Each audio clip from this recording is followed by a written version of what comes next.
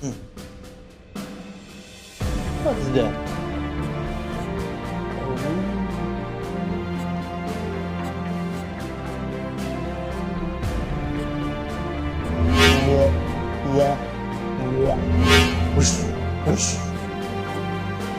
Wait, I can make it better.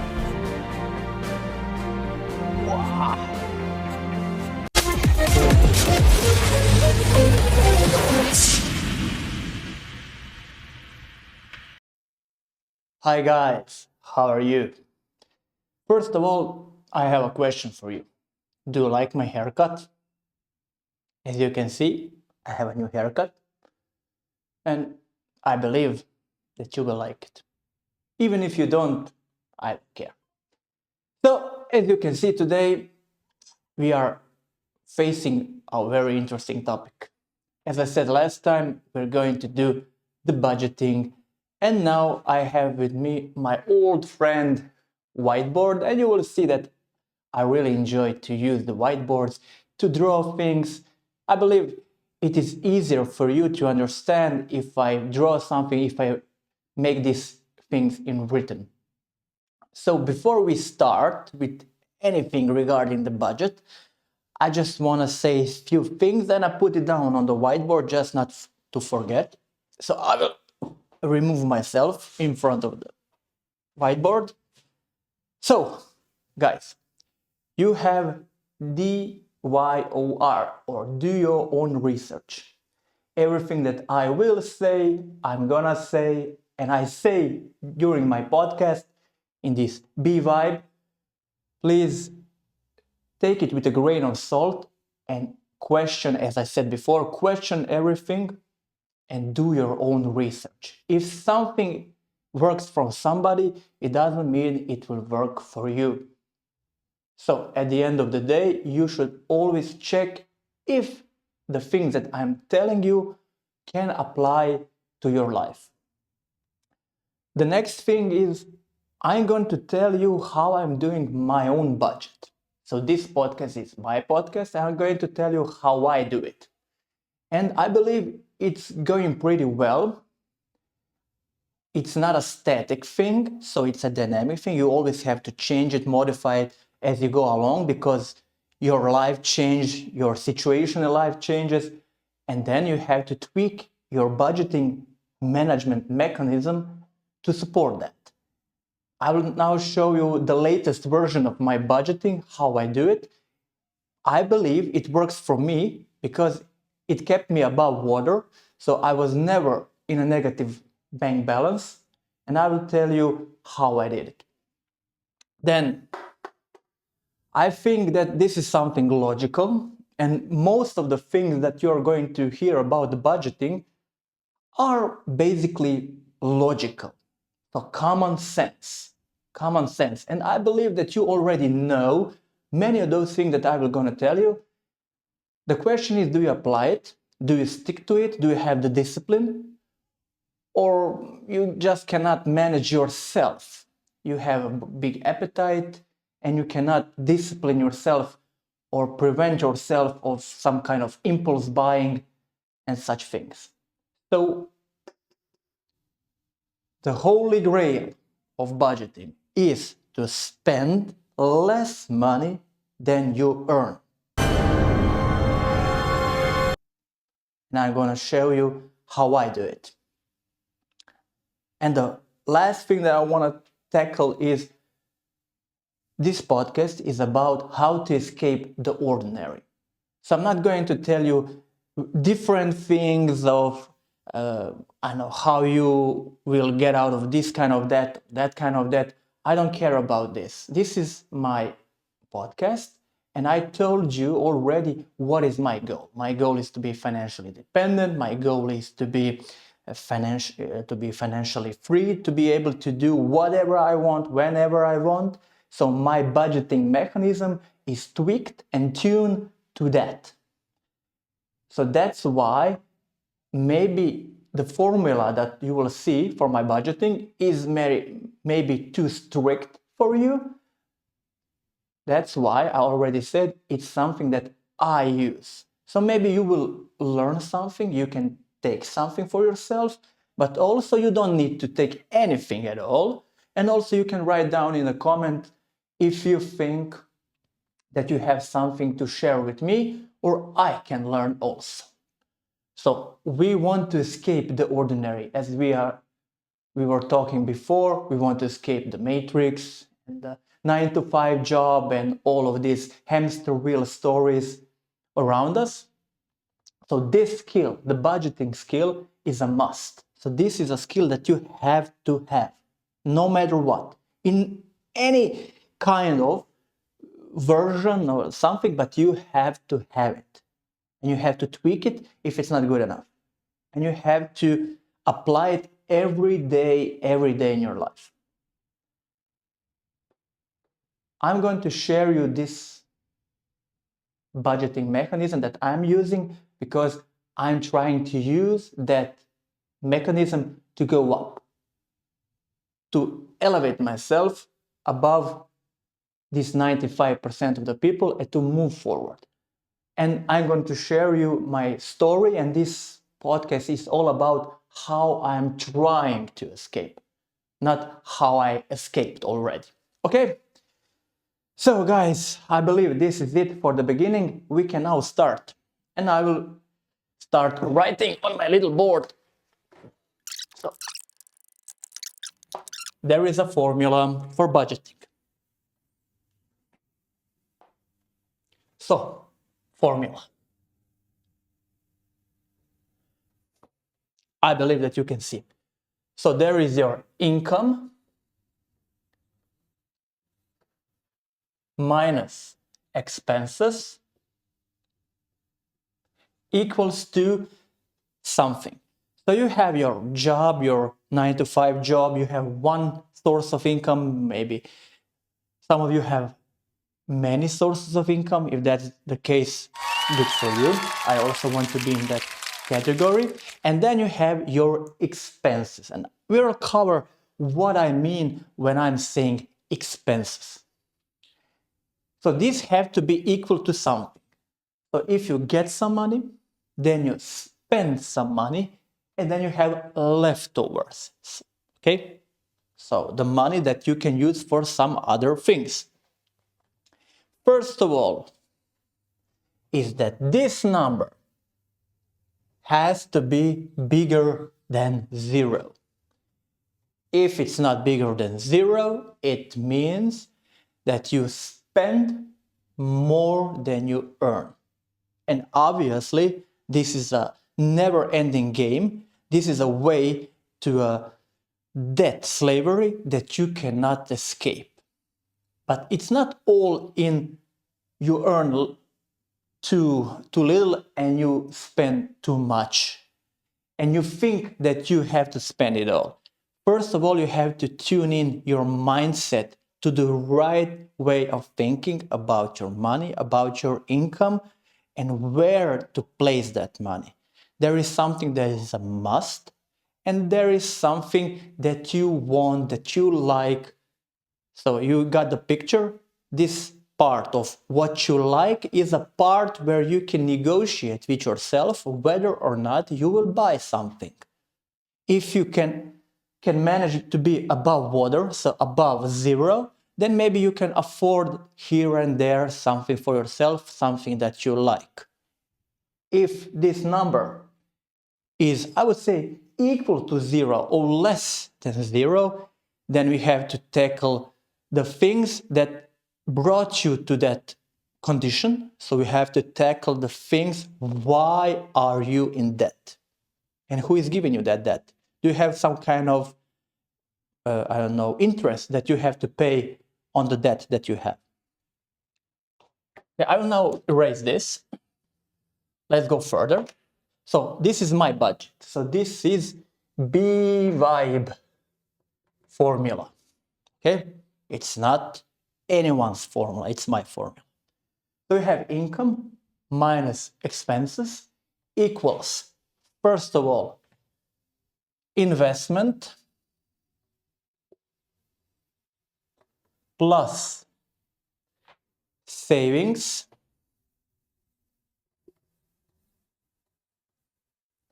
plus planned expenses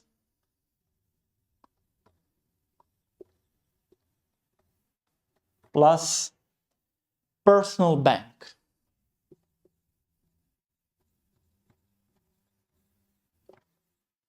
And that's it. So this is my formula. What this means. So if we are going part by part and we're going to dissect it, we'll see this. So I have my income. I pay my must expenses, so the ones that are a must. I cannot choose whether or not to pay them or not. So water utilities, bill, electric bill, and such thing. The leftover of the money, first I invest something. Then I put aside a certain amount into separate savings account. After that, I put aside some money that's for my planned expenses that I know that they will happen in the future. And I believe that most of you are very familiar with this kind of expenses. But maybe you are putting it here on this part. No, it's a bad way to do it, because planned expenses are something that you're putting aside and you're planning in advance to pay for that. We'll cover what this is in my case. Also, the last thing is a personal bank. What does this mean? I don't want to get into any kind of situation ever in my life that I need to borrow money from someone else. So that's the big no-no for me. If I have to borrow money, I would very much like if I can borrow money from myself. So I have a separate, let's say, account of part of my account that it is not touched. It remains still. And only if I need something for some certain occasion, something pops up or something like that, then I can go to my personal banker, that's me, that's an Excel table for me, and I ask my bank, okay, do I have the money? Can I afford it right now? And if the question is yes, then maybe I will buy it. If the answer is no, you don't have money now, then the answer is I will certainly not buy it. Because I don't want to go into a situation where I'm in debt, where my income minus expenses equals a number that's less than zero. I don't want to be there. I have never been there. I don't care who's there and how it looks like. Okay? So once again, maybe there will be some haters saying, oh, but I have this, you don't have that. You don't understand my situation. I understand what you're saying. But once again, this is my budget, how I do it. And it applies for me. Maybe you can learn something, maybe you can take something from this, but you don't have to. I'm just sharing my knowledge about me, how I plan to get an escape from the ordinary. Okay, guys, so you understand. So let's dissect part by part what is each of these, let's say, variable in this function. So first of all, this is income. What's income? You can divide it into two categories. You have active and you have passive. You can have more, you can have more active income streams and you can have more passive income streams. Active income streams are the money that you get for spending your times and employing your skills in that certain amount of time, and someone else pays you to do that. passive income streams, first of all, let's be frank, there is no such thing as completely passive, you don't have to do anything income stream, but let's say those that you don't have to monitor every day, you don't have to actively work on it, you just get the benefit of someone else doing the job. So basically this passive income for me means that money works for you. Okay? Money works for more money. That's it. Okay? So this is the income part. I will now erase this and say, okay, so income parts are like this. So there is a funnel and there is dollars that goes from various parts into your income budget. Then the next thing, these are expenses. When I say expenses, I think in particular only those expenses that you have to pay in order to have, let's say, a decent, normal, standard, mediocre life.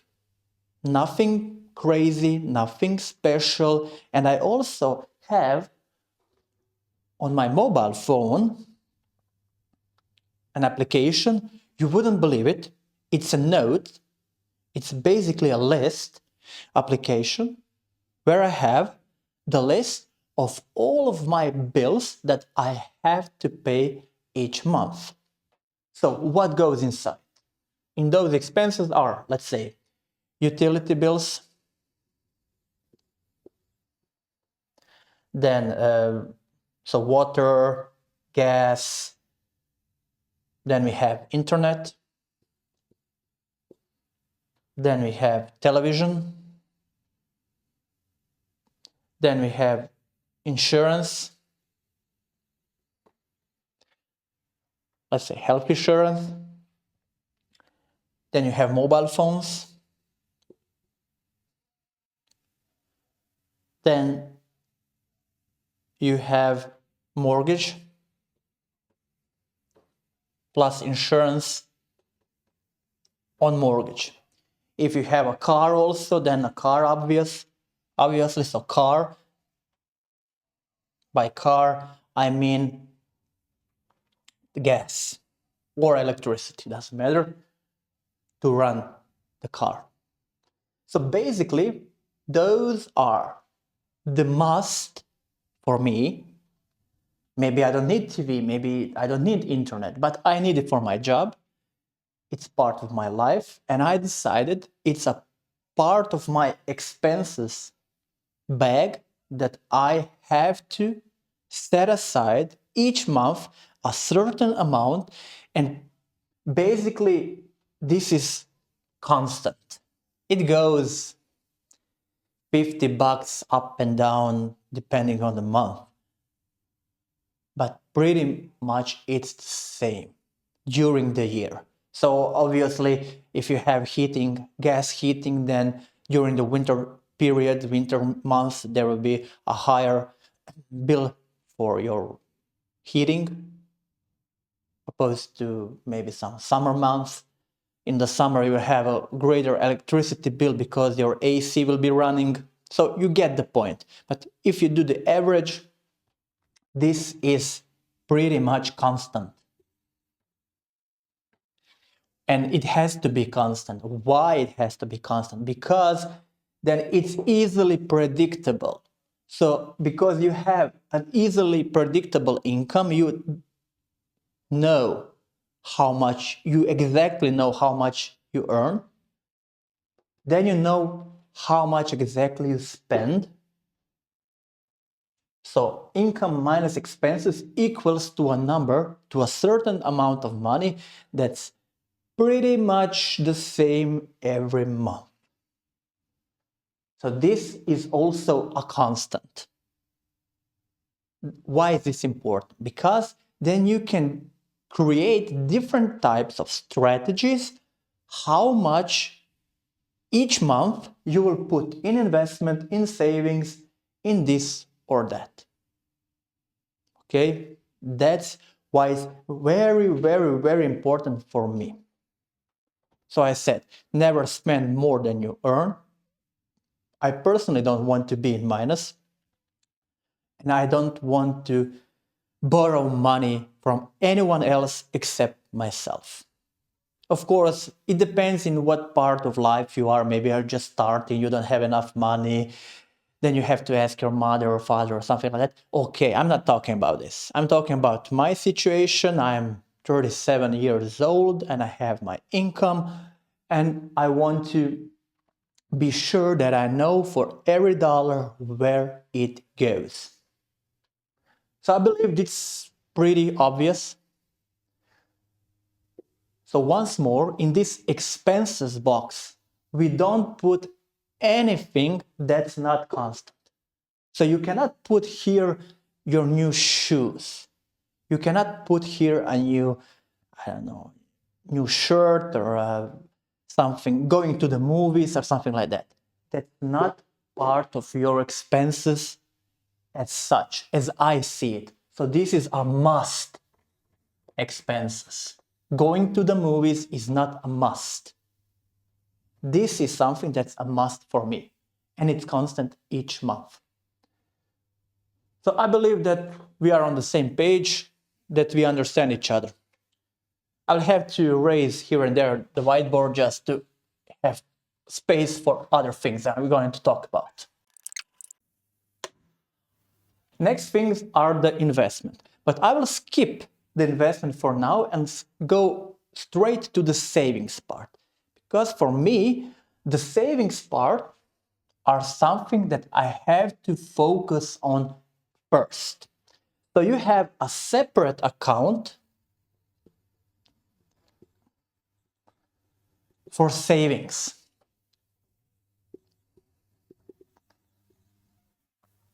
And you will put aside a certain amount of money. I'm gonna put aside a certain amount of money each month into a separate account, and I will save it. Question here: how much money should I save? First of all, we have to know that if you put money aside somewhere, if you don't do anything with that money, then the inflation will grab it and it will lose value over time. So that's why it's very important not to save huge amounts of money. I have seen a lot of maybe older people that had a huge amount of money, but basically it's so devaluated over time that the buying power of that money in the beginning when they started, and now it's 10 times, 20 times lower. So maybe with that money, 20 years ago, they could buy a house. Now they cannot buy one room in that house. So be very careful about this savings part. For me, savings are at least 3 to 6 months worth of must expenses. So you go here, you know what is your must expenses. That's why it's very important they are constant, that you are familiar how much are your expenses. That's why you can easily calculate how much money you have to save. Let's say, for example, that your must expenses are $500. Let's say, for example. Then this means that you have to save at least $1,500 to $3,000. Okay? So this is the amount of money that you put aside on a separate account and you don't touch. Never, ever, ever, ever. Until something happens that you did not expect. Let's say lose your job, or you have a health or medical emergency or something like that. So that's why you have this money. If something goes wrong, let's say you lose your job, okay, then you are covered for the next 3 to 6 months.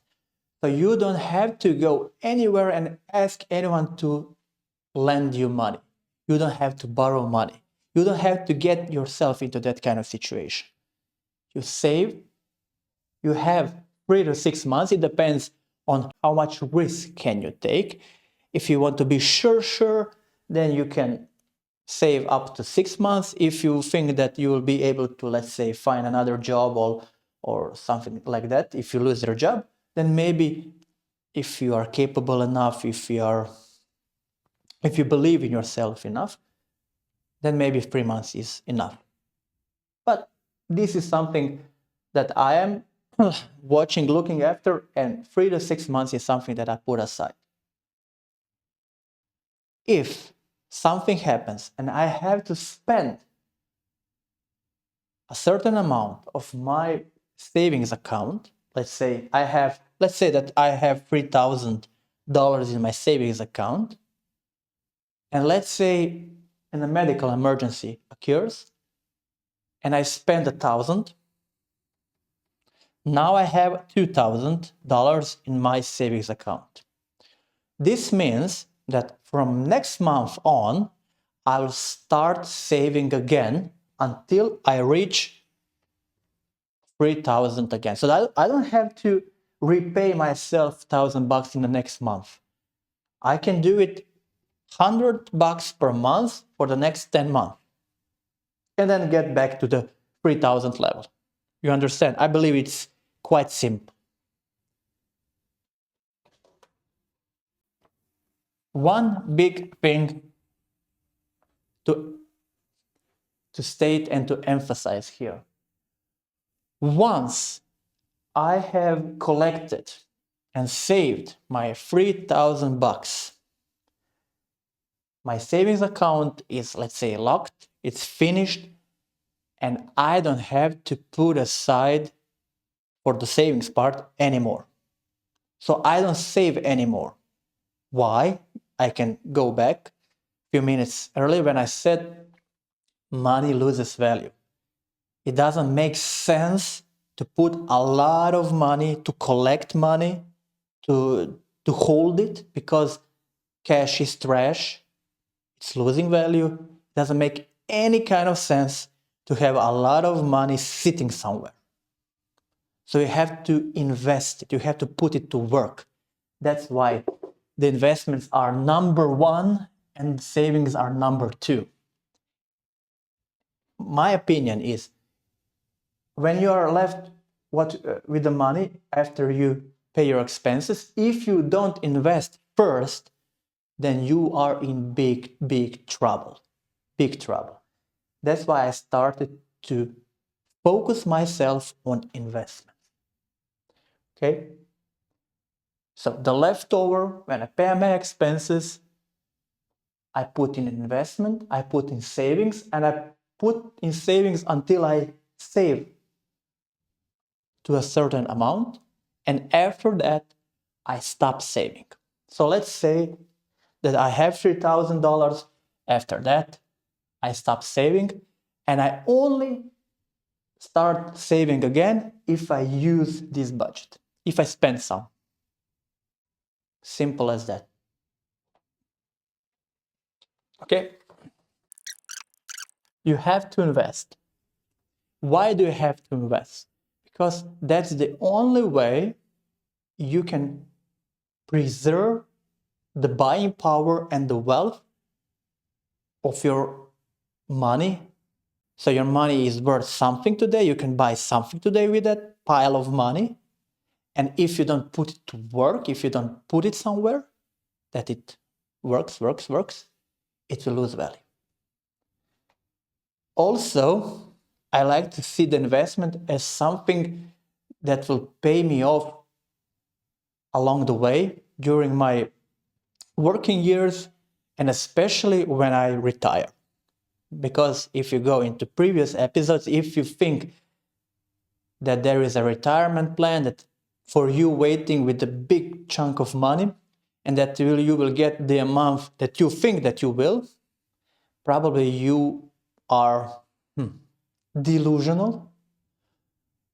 And basically you are putting a lot of faith and belief into your government, so on. I don't believe my government. I don't believe any kind of government. The only thing that I believe is my two hands, my head, and what's inside, probably nothing. And that's why if I don't take care of myself, no one will. The government will not take care of me. It doesn't care about me. I have to care about me, my family, and so on. That's why I have to invest. It's logical. It makes sense so much to put your money into investment first. So what are the investments? Basically, there are two perspectives on these investments. First of all is long term, and second one is short term. Long term is less risky, and short term is high risk. So if you want to get quick money, quick big money, let's say like Bitcoin or something like that, it goes into this category of short-term investments. Maybe some risk stocks or something like that. Long-term investments are something that are very boring. It takes a lot of time, but it will give you 99.9% if maybe some black swan event occurs, then you will not get it. But otherwise, in any other case, you will get your money, the value, and much more. When I talk about long term, it's something that you have to start immediately. So this is part of your money that you will put aside every month, a little bit, a little chunk, every month from the day you are born. Maybe your parents can do that for you. Maybe you get some money for your birthday or something like that. All of that money you can put to work somewhere where there is an interest. Let's say 7 to 10% of yearly interest on that money. This percentage will at least cover you for the inflation. At least that, so your money will not lose value. If you want to have higher interests, I don't know, 20, 50, 100%, then you have to invest into some much riskier things, like I said, let's say Bitcoin or something like that. And that's why you will not put all of your money inside of the high risk category. And on this category, you have to pay attention, you have to monitor, you have to be very careful what's going on, you have to track the markets, and so on. In this long term, let's say less risk investments, you have, let's say, S&P 500. So this is an index that follows the 500 biggest and financially most successful companies in USA. And you can invest in this index. And during the years, over the past, 100 years, it had around 7 to 8% of annual return. So you don't do anything, you just put your money, you put $100 yearly, let's say, into S&P 500, and it will give you at the end of the year, let's say, 108. So it will get you an $8. But it's a compounding effect. As I said before, Einstein said the biggest force in universe is compounding interest, and we can calculate this just for you to see. Let's say you are in a position where you can put $100 per month in a S&P or NASDAQ or something like that index that has around, let's say, 10%, so it's easier to calculate. Maybe I'll have my calculator on. Just for the ones who have never done the compounding interest exercise, just for you to see how it goes. So in first year, if you put $100 aside every month, at the end of the year, you have $1,200. If you put 10% interest in that, that's how much? 120 plus 1,200. After year one, you have $1,320. Second year is your 1,320 plus you still invest every month $100. So every month you invest $100. So in year two, you also invest $1,200. So plus $1,200 equals that times 10%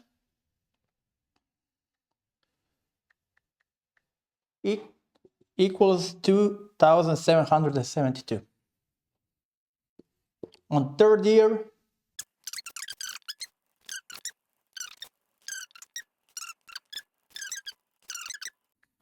it's 21,037. So at the end of the year number 10, you have around $20,000. If there were no interest on your investment, you would have 1,200 times 10 years. You would have $12,000. So basically, you almost doubled your money in 10 years. But this growth is exponential.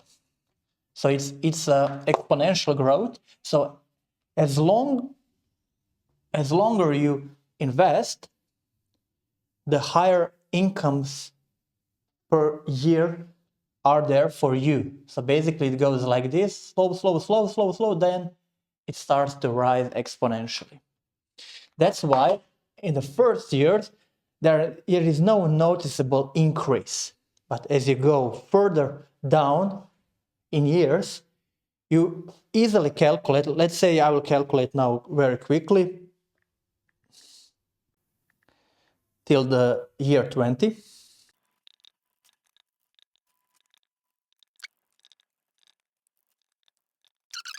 You have roughly around 75K, 75,000. If you wouldn't invest, you would have 24,000. So that's times 3. So you understand what's the effect of the compounding interest. So what is the gain? And if you continue to do that for the next, let's say 20 years, most probably you will end up in hundreds of thousands, or if not even maybe $1 million. Okay, we can do the calculation, doesn't matter for now, but you understand. So if you start at the beginning of your working lifespan, let's say while you're 18, and you work till you're 65, you have almost 50 years, 45, 50 years, doesn't matter, to invest like this. So you can see it after 20 years, how it looks like, what's the outcome. Can you imagine if you do that for 50 years? You are basically a millionaire when you're going to retirement. Then you will say, okay, but you have to wait all to your retirement. Okay, fair enough. But can you imagine what would happen if the government said, okay, we don't have, our pension fund is all drained, you don't have any money there, and you will not get your monthly, let's say you had your monthly income of, let's say, $2,500, and now you go to your retirement and your pension is, let's say, $900. So the quality of your life extremely diminishes. You're basically left with nothing. If you have some kind of mortgage, God forbid, you cannot pay it off. It's a question, if your must expenses are, let's say, $500, you're left with $400 a month in 50 years from now. And can you believe, if you're looking at the rate of the inflation and so on, what the value of this $400 will be? Maybe you will be able to buy yourself one pair of pants at that time for 400. So the only way to be sure that you can pay yourself in your retirement and you can basically live, it's by long-term investing.